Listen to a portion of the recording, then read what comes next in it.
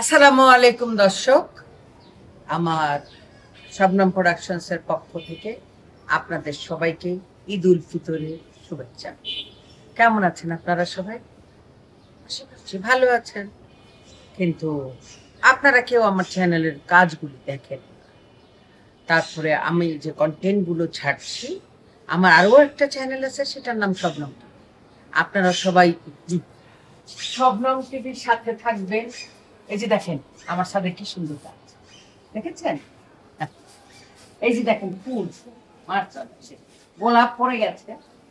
এই যে দেখেন গাঁদা ফুলের দুইটা জাত, গোলাপেরও দুইটা জাত।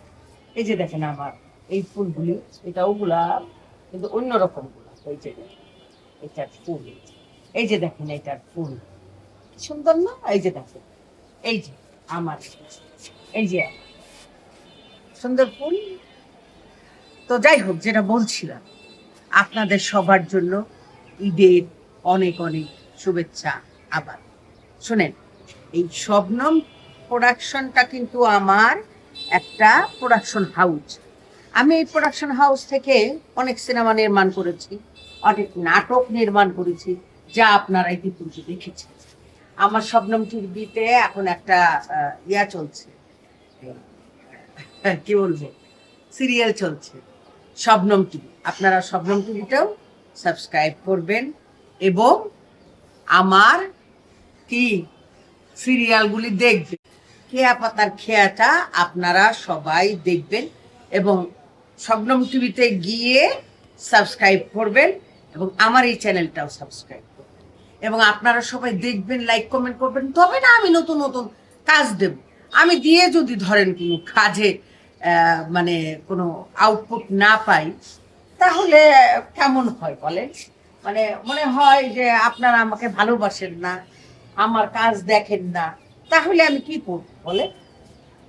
আশা করি সবাই সহি সালামতে ঈদে বাড়িতে গিয়েছেন এবং বাড়িতে গিয়ে আশা করছি যে আপনারা সবাই সুন্দর মতো ঈদ করে ঢাকায় ফিরে আসবেন, যারা বাড়িতে গিয়েছেন।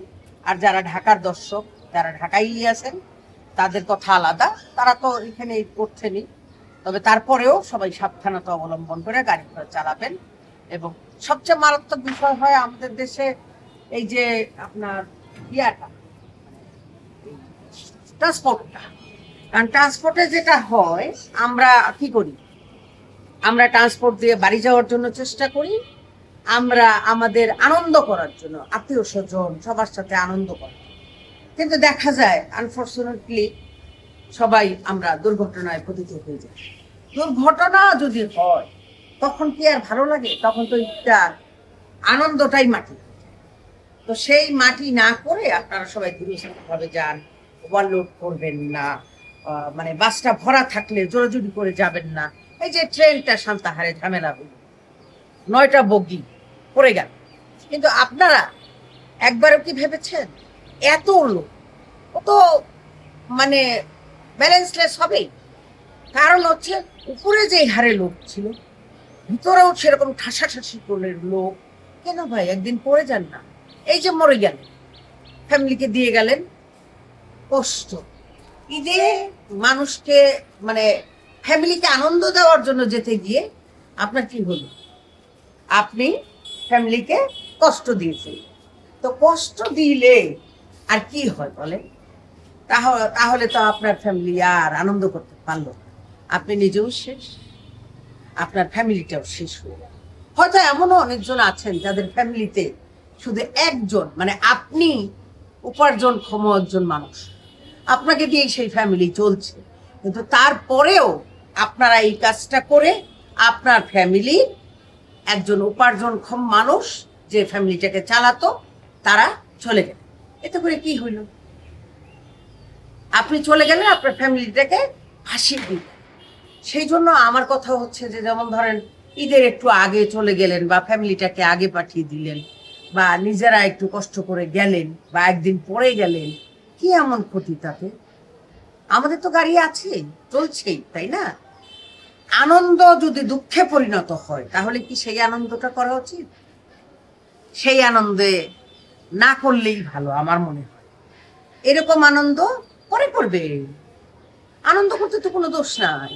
মানে আমরা সবাই, যেমন ধরেন আমার মা ছিলেন, আমার বাবা ছিলেন, আমার বাবা মারা যাওয়ার পরে আমার আম্মা থাকতেন, আম্মা প্রতিদিন ফোন করে জিজ্ঞেস করতেন যে তুমি বাড়িতে আসবা না? আমি বলতাম মা ঈদের পরের দিন আসবো। আমি যথারীতি এবারও ঈদের পরের দিন যাচ্ছি বাড়িতে। আমার মায়ের কবর জিয়ারত করবো, বাবার কবর জিয়ারত করবো, দাদা দাদি, নানা নানি, ফুফু ফুফা যারা মারা গেছেন, আমার চাচারা, সবার কবর জিয়ারত করে আসবো। কারণ একই কবরস্থানে তাদেরকে কবর দেওয়া হয়েছে, তো সেই জন্য। তো আপনারা সবাই আমার মতো কেন হচ্ছেন না? ঈদের পরের দিন যান, তারপরের দিন যান। একটু তো ছুটি লাগলে অফিসের কাছে চেয়ে নেবেন, বসদেরকে বলবেন জিনিসটা বুঝিয়ে যে আমি এই কয়দিন ডিউটি করি, আমাকে একটু ছেড়ে দেন, ঠিক আছে? তারপরেও আপনাদেরকে আবার ওই দেশ শুভেচ্ছা।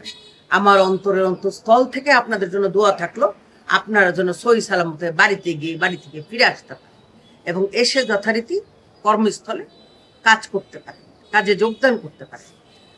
আপনাদের আনন্দ যেন মাটি না হয়ে যায়, আনন্দ যেন দুঃখে পরিণত না হয়, আনন্দ যেন ফ্যামিলিকে এমন কষ্ট না দেয়। ঈদ মুবারক। আবারও ঈদ উল ফিতরের অনেক অনেক শুভেচ্ছা আপনাদের সবার জন্য আমার অন্তরের অন্তরস্থল থেকে এবং আমার শবনম প্রোডাকশন টিভির পক্ষ থেকে আপনাদেরকে অনেক শুভেচ্ছা জানালাম। আপনারা ভালো থাকবেন, সুস্থ থাকবেন এবং সাবধানে চলাচল।